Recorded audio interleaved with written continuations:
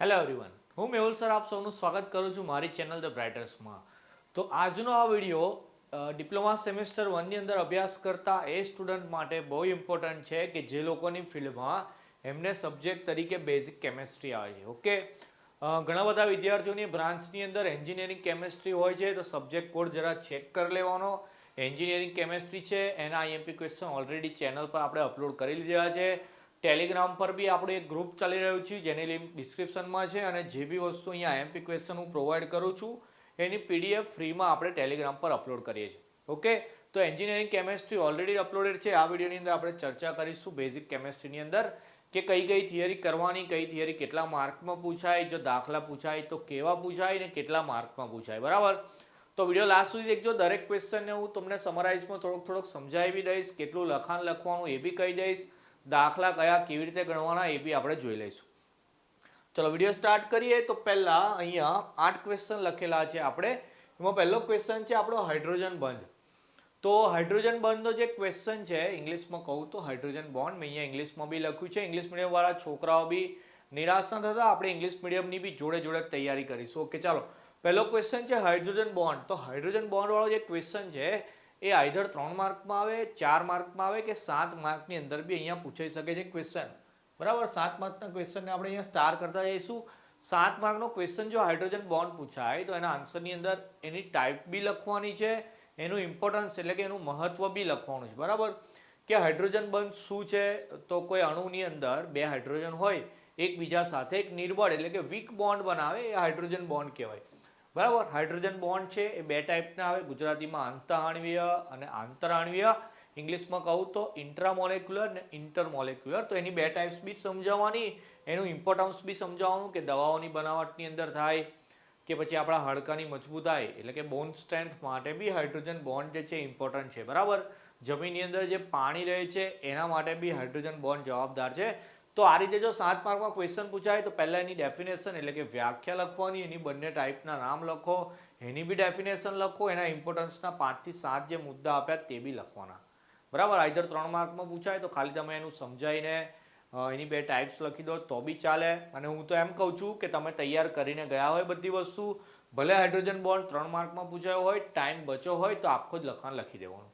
ચાલો next question છે ionic bond. 3 કે 4 માર્કની અંદર પૂછાય. આયનિક બોન્ડની અંદર બહુ જ ઇઝી વસ્તુ છે કે જેમ કે NaCl નું ઉદાહરણ લઈએ છીએ આપણે આયનિક બોન્ડની અંદર. તો આયનિક બોન્ડની અંદર એવું હોય છે કે જે ઇલેક્ટ્રોન ગુમાવે તે પ્લસ થઈ જાય, જે મેળવે એ માઇનસ થઈ જાય. તો પ્લસ અને માઇનસ વચ્ચે જે બોન્ડ બને એને આપણે આયનિક બોન્ડ કહીએ છીએ.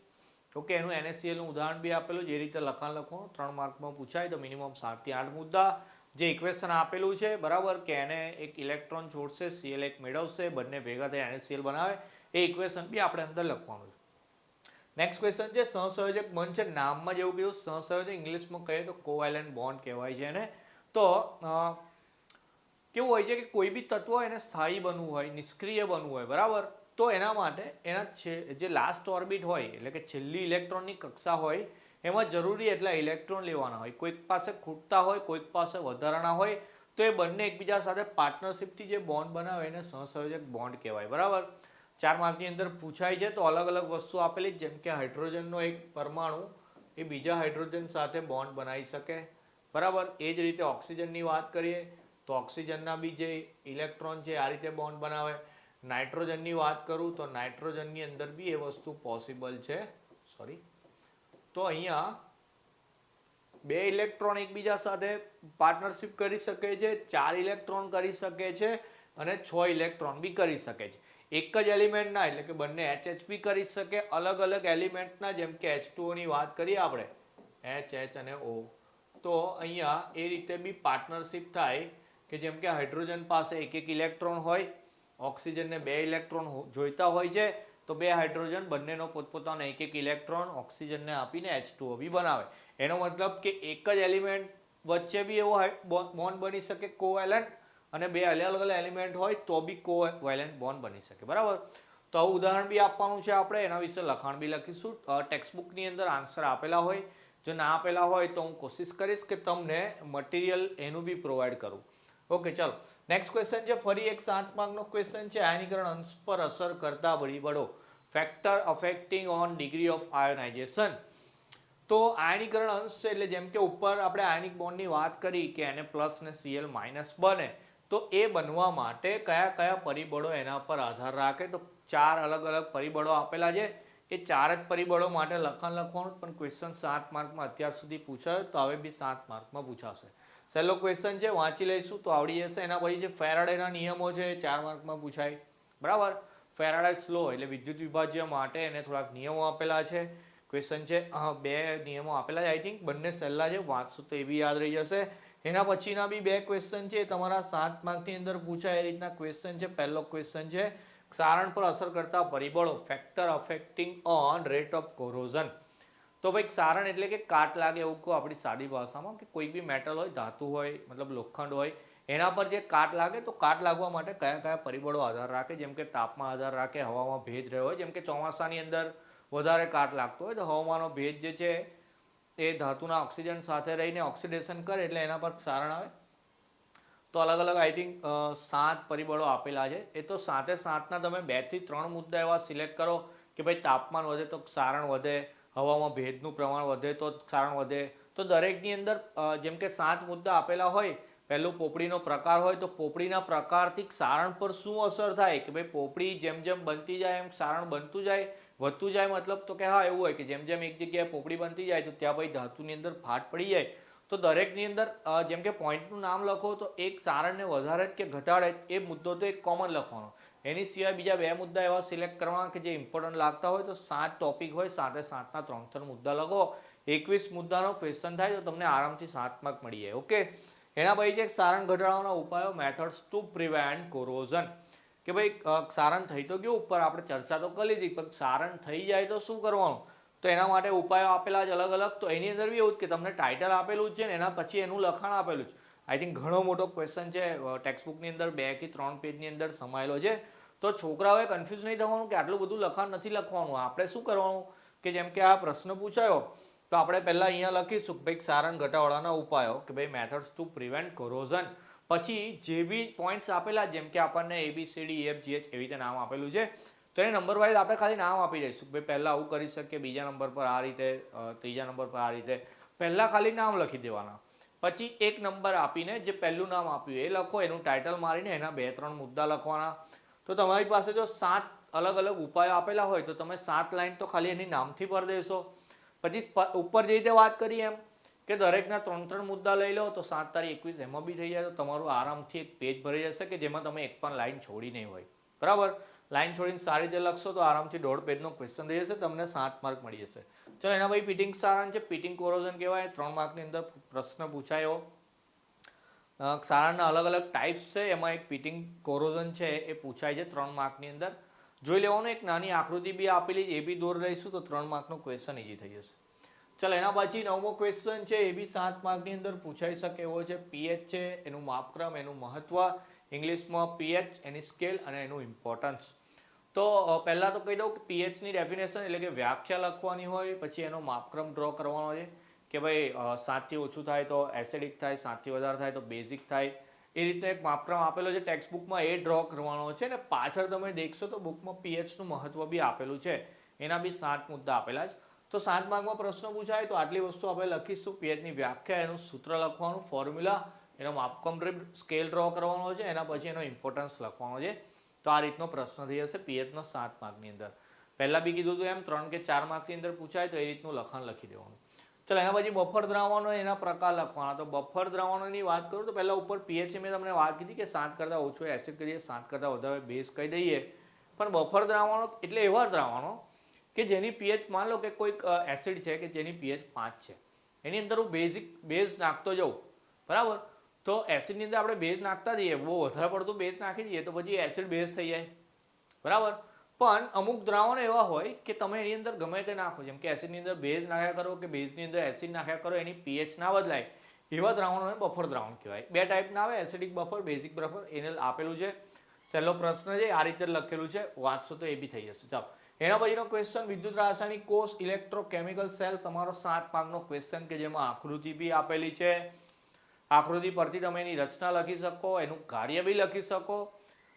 અર્ધકોષ પ્રક્રિયા એટલે હબ સેલ પોટેન્શિયલની જે ઇક્વેશન્સ આપેલી છે એ બી અહીંયા લખવાની છે, બરાબર.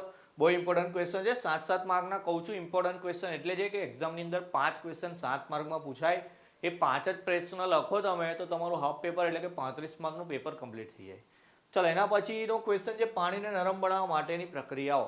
એટલે હાર્ડ વોટરને સોફ્ટ વોટર બનાવવું હોય, સોફ્ટનિંગ ધ વોટર, તો એની અલગ અલગ ટાઈપ્સ આપેલી છે. 2 ટાઈપ આપેલી છે અહીંયા. આ બંને બી 7 માર્કની અંદર પૂછાય છે. પહેલી છે આયન વિનિમય છે, એટલે કે આયન એક્સચેન્જ કહીએ ઇંગ્લિશમાં એને. સોડા લાઈમ બીજી મેથડ છે, સોડા લાઈમ. ઓકે, તો આ બંને ક્વેશ્ચન 7 માર્કમાં પૂછાય. તો યાદ રાખવાનું કે 7 માર્કના ક્વેશ્ચનની અંદર જો ફિગર તમે ડ્રો કરો સારી એવી નામ સાથે, તો 3 માર્ક તો તમારે એમ જ મળી જાય.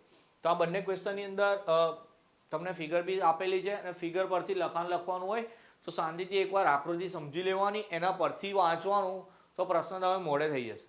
ચલો એના પછી કાર્બનિક પદાર્થનું વર્ગીકરણ છે, ક્લાસિફિકેશન ઓફ ઓર્ગેનિક કમ્પાઉન્ડ્સ. પછી એ જ રીતે ક્લાસિફિકેશન ઓફ પોલિમર છે કે ભાઈ પોલિમર કયા કયા ટાઈપના આવે, પોલિમરનું વર્ગીકરણ કરો. એના પછીનો ક્વેશ્ચન છે ઇથેનની બનાવટ, એના ગુણધર્મો અને એના ઉપયોગો. તો ઇથેનની બનાવટની પ્રક્રિયાઓ આપેલી હોય જો 4 માર્કની અંદર પૂછાય તો એક જ ટાઈપની બનાવટ લખી દો ચાલે. એના પછી ગુણધર્મો 3-4 લખી દેવાના, ઉપયોગો બી 3-4 લખી દેવાના. તો આ રીતના તમારો 3 કે 4 માર્કનો ક્વેશ્ચન થઈ જાય. 7 માર્કમાં ઇફ પૂછાય તો પછી બનાવટની 2-3 પ્રક્રિયા આપેલી હોય તો જેટલી યાદ રહે એટલી લખો. જેમ કે 7 માર્કના પ્રશ્નોની અંદર જેટલું સારું લખાણ, જેટલું વધારે લખાણ એટલા વધારે માર્ક. ચાલો નેક્સ્ટ જોઈએ આપણે ક્વેશ્ચન નંબર 17 છે સ્નેહકના કાર્યો, ફંક્શન ઓફ લુબ્રિકન્ટ. તો લુબ્રિકન્ટ તમને ખબર હશે સ્નેહક કોને કહેવાય લુબ્રિકન્ટ. તો જેમ કે બે સપાટી વચ્ચે ઘર્ષણ થતું હોય, ફ્રિક્શન લાગતું હોય તો એની અંદર આપણે ઓઇલિંગ જે કરીએ છીએ તો જે ઓઇલ છે એ લુબ્રિકન્ટ છે અને ગુજરાતીમાં સ્નેહક કહેવાય. તો ભાઈ એનું કામ શું છે તો કે ઘર્ષણ એટલે કે ફ્રિક્શન ઘટાડવાનું, એની લાઈફ વધારવાની મશીનની.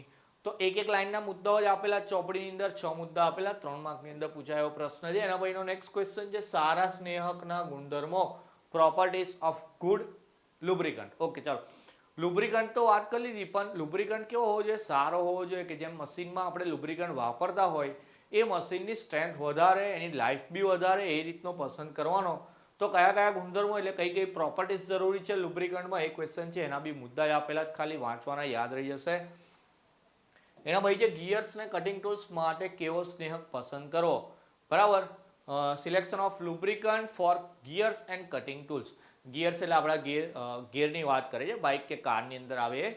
કટિંગ ટૂલ્સ એટલે કટ કરવાના જે સાધનો આવે એની અંદર કેવું મતલબ કેવું લુબ્રિકન્ટ, કેવું સ્નેહક વાપરવાનું એના મુદ્દા આપેલા. તો એની અંદર બી ગિયર્સની અંદર આઈ થિંક 3 મુદ્દા છે, કટિંગ ટૂલ્સમાં 4 મુદ્દા છે.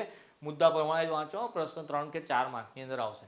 ઓકે ચાલો એના પછી તફાવતની વાત કરી છે. ભાઈ તફાવત બી કરવાના છે આપણે 1 2 3 4 5 તફાવત તૈયાર કરવાના છે. પહેલો તફાવત છે કાર્બનિક અને અકાર્બનિક પદાર્થ વચ્ચે, ઓર્ગેનિક એન્ડ ઇનઓર્ગેનિક સબસ્ટન્સ. બીજું છે સંતૃપ્ત અને અસંતૃપ્ત hydrocarbon, saturated and unsaturated hydrocarbon. પછી છે યોગશીલ અને સંઘનન બહુઘટકતા, એડિશન એન્ડ કન્ડેન્સેશન, પોલિમરાઇઝેશન. એના પછી તાપસુમન્ય, તાપસાપી એટલે થર્મોસેટિંગ, થર્મોપ્લાસ્ટિક. ગુજરાતીવાળા જે લોકો છે એમને કહી દઉં કે કોઈ વાર તાપસુમન્ય, તાપસાપી એવું લખાઈ નથી આવતું, પણ અહીંયા જે લખ્યું છે થર્મોસેટિંગ, થર્મોપ્લાસ્ટિક્સ એને જ ગુજરાતીમાં લખીને આપે છે. ઓકે ચાલો એના પછી છે કુદરતી અને સાંશ્લેષિક રબર, નેચરલ અને સિન્થેટિક રબર. હવે ફરી એકવાર કહી દઉં, હું દરેક વિષયની અંદર કહું છું કે તફાવતના જે ક્વેશ્ચન છે એ તફાવત તરીકે ના પૂછાય, પણ એવું કહી દે કે સમજાવો કાર્બનિક અને અકાર્બનિક પદાર્થ. તો તમે તફાવત માટે જે 4 કે 5 મુદ્દા બંને બાજુ યાદ રાખ્યા હોય એની ટાઇટલમાં આવીને એ રીતે લખી દેવાનું. પછી ઘણા બધા વિદ્યાર્થીઓ એવું કહે કે ભાઈ તફાવત તો નહોતો પૂછાયો એટલે સરે આઈએમપી આપ્યું એ ના પૂછાયું. પણ જો આ જ પ્રશ્ન તમને સમજાવવા તરીકે પૂછાયો હોય તો એ બી આઈએમપીમાંથી જ આવે છે. બરાબર, એટલે જો તમે કમ્પ્લીટ તૈયારી કરીને ગયા હશો તો તમારું પેપર 110% સારું જ જવાનું છે. બરાબર, અહીંયા જેટલા બી ક્વેશ્ચન, જેમ કે તમને ચોઈસ જ ક્વેશ્ચન આપેલા, એના પછી આઈ થિંક ઓકે થોડી વ્યાખ્યાઓ આપી તમને એક્સ્ટ્રાની અંદર, પણ 24 જ ક્વેશ્ચન આપ્યા તમને. પેપરની અંદર તો 18 જ પ્રશ્નો લખવાના આવે તો 24માંથી આઈ થિંક આરામથી 50 ઉપરનું માર્ક્સનું તો તમને આમાંથી આવવાનું. બરાબર, તો તમે ચોપડી તમે બધી વાંચતા હોય, બધા ક્વેશ્ચન વાંચતા હોય તો વેરી ગુડ, પણ જેની તૈયારી ના હોય તો પહેલા આટલા 24 ક્વેશ્ચન એકદમ કમ્પ્લીટ કરી દેવાના. તો તમે પાસિંગની તો ગેરંટી હું તમને આપી દઉં. બરાબર, એના પછી બીજું બધું વાંચવાનું. ઓકે ચાલો અહીંયા વ્યાખ્યાઓ બી લખી. તો ઘણીવાર વ્યાખ્યાઓના પ્રશ્ન મતલબ 3 માર્કની અંદર એવું કહે છે કે સમજાવો કે ડિફાઇન એવું લખીને આપે, 3 પોઈન્ટ આપેલા હોય. તો આટલી જે વ્યાખ્યાઓ છે ઇમ્પોર્ટન્ટ છે. પહેલી વાદળ બિંદુ છે, ઇંગ્લિશમાં ક્લાઉડ પોઈન્ટ કહી દઈએ. રેલા બિંદુ, પોર પોઈન્ટ, સાબુનીકરણ અંક, સેપોનિફિકેશન નંબર, બળકા બિંદુ, ફ્લેશ પોઈન્ટ, આગ બિંદુ, ફાયર પોઈન્ટ, સ્નેહક એ તો ચર્ચા કરી લીધી આપણે ક્વેશ્ચનની અંદર. સંસર્ગી પદાર્થ એટલે એડહેસિવ્સ અને ક્રિયાશીલ સમૂહ એટલે ફંક્શનલ ગ્રુપ. બરાબર, તો આટલી વ્યાખ્યાઓ તૈયાર કરવાની છે. વ્યાખ્યાઓ અલગથી 1 માર્કમાં કે 2 માર્કમાં નહીં પૂછાય, પણ 3 વ્યાખ્યાઓ ભેગી કરીને 3 માર્કની અંદર ક્વેશ્ચન આવી શકે છે. એના પછી દાખલાઓ બી અહીંયા લખેલા છે કે દાખલા એટલે કે ન્યુમેરિકલ્સ કયા કયા કરવાના છે. તો પીએચ ને પીએચ વાળા કરી લેવાના ખાસ, કારણ કે 3 કે 4 માર્કની અંદર પૂછાય ને એકદમ સહેલા હોય છે. બરાબર, કે ભાઈ માઇનસ લોગ ઓફ આપણે H3O પ્લસ કે એની સાંદ્રતા લખવાની હોય તો એ તમને સાંદ્રતા આપેલી હોય, માઇનસ લોગ લગાવવા માટે તમે સાયન્ટિફિક કેલ્સી લઈ જઈ શકો છો. એની આધારિત ખાલી કિંમત મૂકીને જવાબ લાવવાનો. તો આવડી હશે. ચોપડીની અંદર દાખલા ગણેલા હોય, જોઈ લેવાના. ના સમજ પડે તો કોમેન્ટમાં લખજો. આપણે ટ્રાય કરીશું કે ટાઈમ વધારે નથી પણ ટ્રાય કરીશ કે આના દાખલા બી હું તમને શીખવાડ દઉં. ઓકે, ચાલો. બીજો કહેવાનો છે પોટેન્શિયલ ઓફ સેલ, અને ત્રીજો કહેવાનો છે સ્થાયી અસ્થાયી અને કુલ કઠિનતા એટલે ટેમ્પરરી, પરમનન્ટ અને ટોટલ હાર્ડનેસ. પહેલી ટાઈપ કરી દેવાની છે ખાસ, અને છેલ્લા ત્રીજી ટાઈપ બી કરી દેવાની છે ખાસ. આ બંને તો તમારા પેપરની અંદર 100% આવશે. એવું નથી કે આ નહીં પૂછાય, પણ આ થોડુંક હાર્ડ પડશે. જે લોકો એવરેજ સ્ટુડન્ટ છે કે ડલ છે એમને થોડી તકલીફ પડશે. એ બે પહેલાં આ તૈયાર કરી દેવાના. એ થઈ જાય, બધું તૈયાર થઈ જાય, 24 પ્રશ્નો, એના પછી આ ટ્રાય કરવાનું. બરાબર. આ સ્થાયી અસ્થાયી કુલ કઠિનતાવાળો છે એ બી સહેલો છે. 2-3 દાખલાઓ રેફરન્સ માટે જોઈ લેવાના તો ખબર પડી જશે કે દાખલા શું કહેવા માંગે છે. બરાબર. અને પહેલાં બી કીધું એમ, કોઈ બી ક્વેશ્ચનમાં કે કોઈ બી દાખલામાં તકલીફ આવે તો કોમેન્ટ સેક્શનમાં બતાવજો. આપણે એનો બી વિડીયો બનાવવાનો ટ્રાય કરીશું. બરાબર. પ્લેટફોર્મ પર આવ્યા છું તમારી મદદ કરવા, તો તમારી બધી રીતે મદદ કરતો રહીશ. ખાલી તમારે સપોર્ટ કરવાનો છે. વિડીયો મેક્સિમમ શેર કરો, દરેક છોકરાઓ પાસે જાય, દરેક છોકરાઓને IMP મળે, એક્ઝામની અંદર પાસ થઈ જાય, સારા માર્ક્સ લાવે, એવી જ શુભેચ્છા બધાને. બરાબર. ચેનલ પર નવા હોય તો સબસ્ક્રાઈબ કરી દેજો. વિડીયો પસંદ આવ્યો હોય, બધા ક્વેશ્ચનમાં સમજ પડી હોય તો પછી લાઇક બી કરી દેજો. બરાબર. જે લોકો ટેલિગ્રામ ગ્રુપની અંદર જોઈન ના થયા હોય જોઈન થઈ જાઓ. આપણે દરેક વિષયના જે બી અહીંયા IMPની ચર્ચા કરું છું, બરાબર, વિડીયોમાં તો હું સમજાવું જ છું, પણ એની એક ક્વેશ્ચનની એક PDF બનાવીને બી હું ત્યાં અપલોડ કરી દઉં છું. રેગ્યુલર જે અપડેટ આવે એ બી જીટીયુની જે બી અપડેટ હોય એ બી ટેલિગ્રામ પર હું મૂકતો રહું છું. તો એમાં જોડાઈ જજો. બીજું તો તમારો સપોર્ટની અત્યારે જરૂર છે, તો સપોર્ટ કરતા રહેજો. નેક્સ્ટ વિડીયોની અંદર કોઈક બીજા વિષયનું IMP આપીશ, કાં તો કોઈ બીજા વિષયનું સમજાવીશ. ત્યાં સુધી તમારું ધ્યાન રાખજો. મળીએ નેક્સ્ટ વિડીયોમાં. જય હિન્દ.